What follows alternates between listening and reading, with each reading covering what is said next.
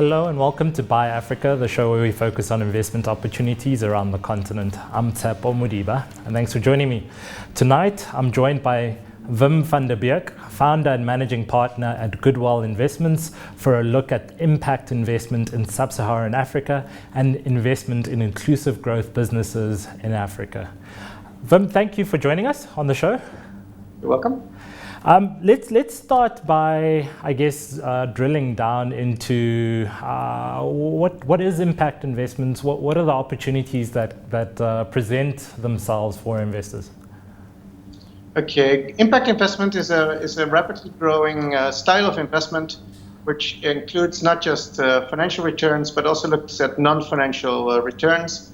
It goes a bit beyond what people will be familiar with, which is sort of the responsible investment categories that you may know and be familiar with already. Right. And investing is the one that is sort of a kind of a version 2.0 of that, where you actually actively seek impact, at the same time still continue to realize financial returns. Right. And for us, that translates into investing in what we call inclusive growth in Africa, which means in those businesses that are focused on including the majority of the population into the economy.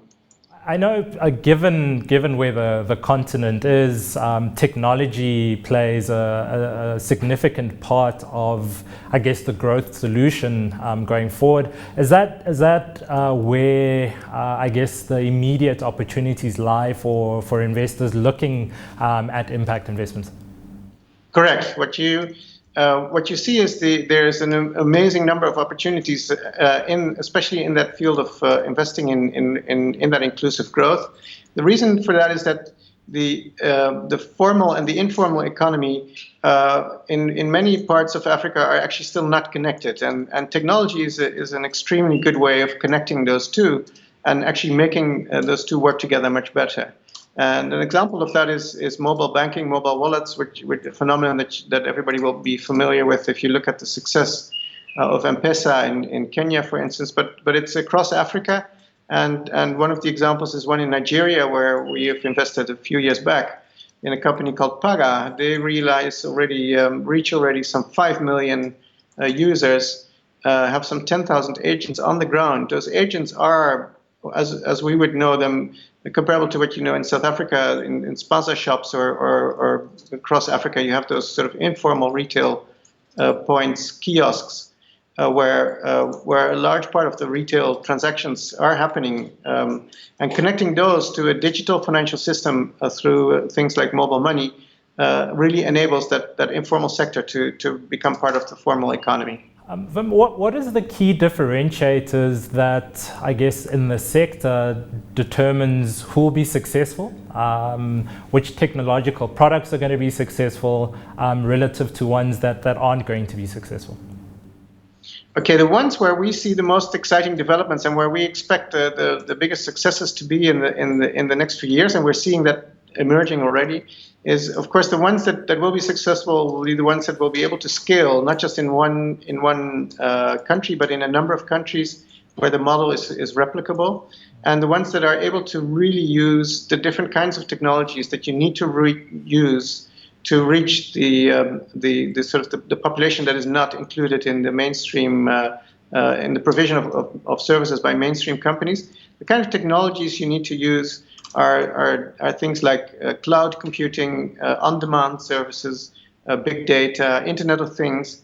The companies that are able to use all of those technologies at the same time in a clever way are the ones that are going to be the winners in the next few years, in the next decade. Actually, we're going to see a huge change in the next decade in Africa through those kinds of technologies and using them at the same time. The underlying development then of those technologies, is that happening within the continent, or are we getting the development or back work happening elsewhere in the world? It's both. It's not an either or. What we do see, and what's really exciting in Africa, is that new applications of technologies that are being applied universally around the globe are very specific to the context in Africa. And one example of that is a company that another company we've invested in called Where Is My Transport is building an enormous big open data platform using sort of globally existing data science and technologies, but actually making it so specific for Africa, because in Africa, again, if you realize that that about 80%, 70 to 80% of public transport in Africa is informal, is in matatus, in minibus taxis. And in order to connect those kind of systems to the formal public transport systems, you need a whole different approach to how you structure and access and make available the data that is being created around those transport movements. And there are no systems available globally from developed markets that can cope with the scope and the nature of that kind of data. And so it's an African-born solution that is going to be very typical for African markets. And it's going to be useful across the globe. You'll see those innovations actually being exported out of Africa into the rest of the world. Right. From a technology perspective, are there nuances that different pockets of the continent that will apply, for example, to East Africa that might not apply to West Africa? Is there a need for that distinction, or broadly speaking, are these technologies applicable across the board? They're applicable across the board. You do see differences between the different pockets in Africa. So you see, for instance, a lot of concentration of say, prepaid energy services in East Africa, whereas in West Africa, you see a lot of development in agri-tech. And so in different pockets, you see different developments. But that is not to say, that's not because of that it doesn't have the same application in the field. It's just that the ecosystem around those solutions is a bit different in East Africa versus West Africa. Right.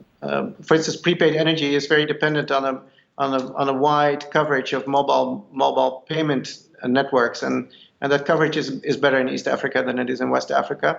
Whereas in West Africa, there's more advanced sort of systems around agricultural supply chains and distribution channels. So it's more logical. You would see more technology around those channels there. Okay. In terms of then identifying these businesses, these opportunities that are tapping into this growth area, is there a specific country or region that investors are focusing on, or that you guys are focusing on in gaining access to these businesses?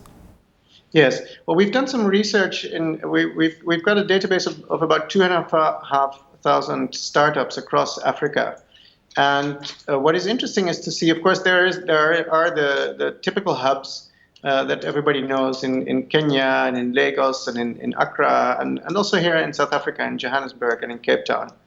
And roughly speaking, you would see about 2/3 of the activity in those hubs together.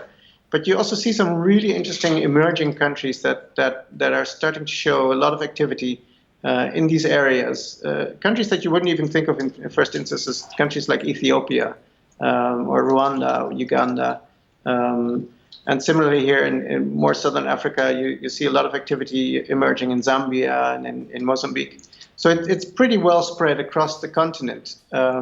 It's not just a geographical spread. What is also so interesting to see is that the quality of the startups and the quality of the teams and the quality of the solutions in the last, say, 2-3 years has really gone up significantly across the board in all of the geographies. And that really makes it very exciting to be in this space at the moment. What's driving this increase in the quality? What's nurturing the ground for these entrepreneurs? Well, on the one hand, you see, of course, there is an increasing focus on this also from universities, business schools. If you look at the startup ecosystem across Africa, there is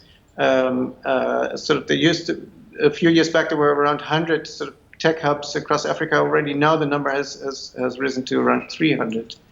And so the support for the ecosystem is an important factor. Also the availability of funding, although that's still a big constraint for these type of startups.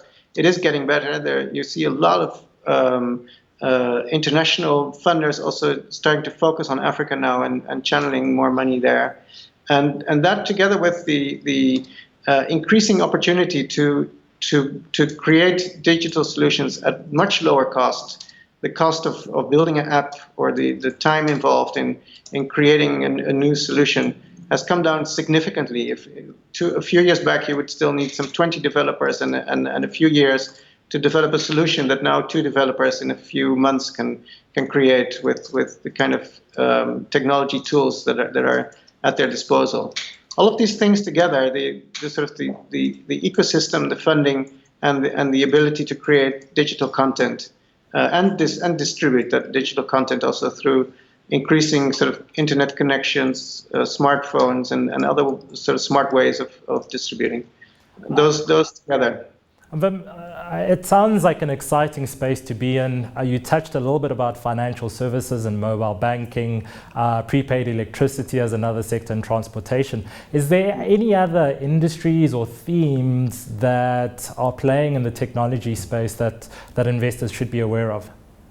Yes, one of the other things that makes Africa also really interesting is that the exciting stuff is happening where the sort of the digital meets the physical, and especially in commerce, we see some interesting developments there. There's another company I would want to cite as an example. It's called Nominini, who has developed this platform for informal retailers to be able to sell essentially digital services.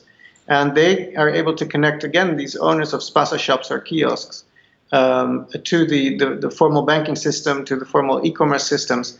And it is also just, if you imagine that all of the airtime, for instance, that is sold across Africa is all sold in the form of physical scratch cards of less than $1 value each. And the logistics behind it, the digital solutions that are being created now to change that whole system is typically African. The mobile revolution in Africa wouldn't have happened because of if it weren't for the physical scratch card. But being able to create a digital version of that speaks to the way that Africans use their mobiles is a typical African solution. And it's a really exciting way to do that. Perfect. Let's leave it there. Thanks to my guest, Wim van der Beek, founder and managing partner of Goodwell Investments. That's all from Buy Africa this week. Remember to follow me on Twitter. That's @Modiba_Tshepo. And send us your thoughts about the show using the hashtag BuyAfrica. From myself and the team, goodbye.